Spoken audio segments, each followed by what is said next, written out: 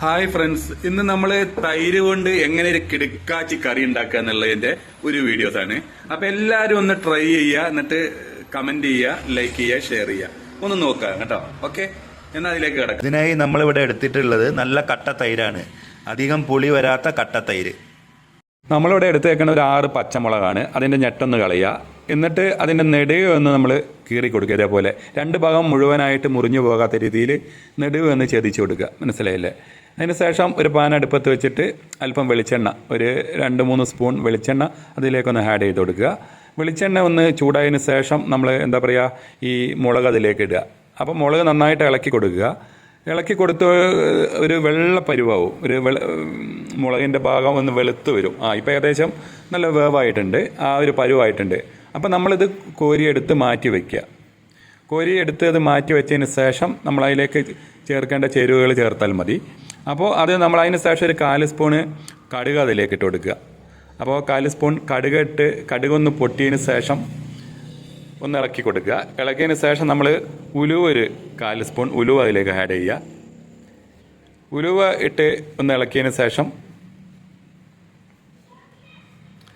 പാകത്തിന് മഞ്ഞപ്പൊടി ഒരു 4 സ്പൂൺ മഞ്ഞപ്പൊടി അതിലേക്ക് ഇട്ട് കൊടുക്കുക. മഞ്ഞപ്പൊടി ഇട്ട് കൊടുത്തതിന് ശേഷം കായപ്പൊടിയാണ് നമ്മൾ ചേർക്കുന്നത്. ഒരു 4 സ്പൂണ് തന്നെ, ഒരു 1/2 സ്പൂണോളം ആവാം കായപ്പൊടി അതിലേക്ക് ഇട്ട് കൊടുക്കുക. ശേഷം മുളക് നമ്മൾ വേവിച്ച് പാകത്തിന് വേവായ മുളക് അതിലേക്ക് വീണ്ടും ഒന്നിട്ട് എല്ലാം കൂടെ ഒന്ന് ഇളക്കി കൊടുക്കുക. ശേഷം അതിലേക്ക് നമ്മൾ ഉപ്പ് ഇട്ട് കൊടുക്കണം കേട്ടോ, പാകത്തിനുള്ള ഉപ്പ് ഇട്ട് കൊടുക്കണം.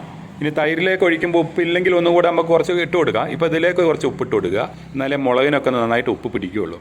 ഇളക്കിയതിന് ശേഷം നമ്മൾ കറിവേപ്പാണ് ഇടേണ്ടത്. കറിവേപ്പ് ഒരു 10-12 ഇല കറിവേപ്പ് അതിലേക്ക് ആഡ് ചെയ്തു.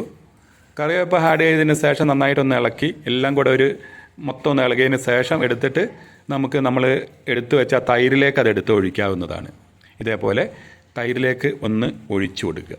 ഓക്കെ, അപ്പോൾ ഇപ്പോൾ നമ്മളെ കറി റെഡി ആയിക്കൊണ്ടിരിക്കുകയാണ്. ഇനി ഒന്ന് ഇളക്കിയാൽ മതി. വളരെ സിമ്പിളാണ് ഇതുണ്ടാക്കാൻ, വളരെ സ്വാദിഷ്ടമാണ്. അപ്പോൾ കഴിച്ചാൽ നമ്മൾ ചോറൊക്കെ ഒരുപാട് കഴിക്കും, അത്രയും ടേസ്റ്റിയാണ്.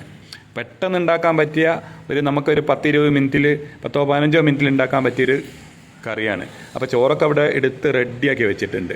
എന്നിട്ട് അതിലേക്ക് നമ്മളിങ്ങനെ കോരി ഒഴിച്ചിട്ട് ആ മുളകൊക്കെ ഒന്ന് ഞൊരടി എന്ന് പറയുമ്പോൾ മുളകൊക്കെ ഒന്ന് പൊട്ടിച്ചിട്ട് ആ മുളകിൻ്റെ ഉള്ളിൽ കയറിയ ആ ഒരു നമ്മളെ കൂട്ടൊക്കെ ഉണ്ടല്ലോ,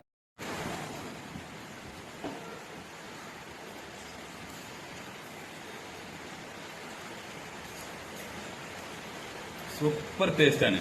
അപ്പോൾ ഒന്ന് പരീക്ഷിച്ച് നോക്കിയേട്ടാ.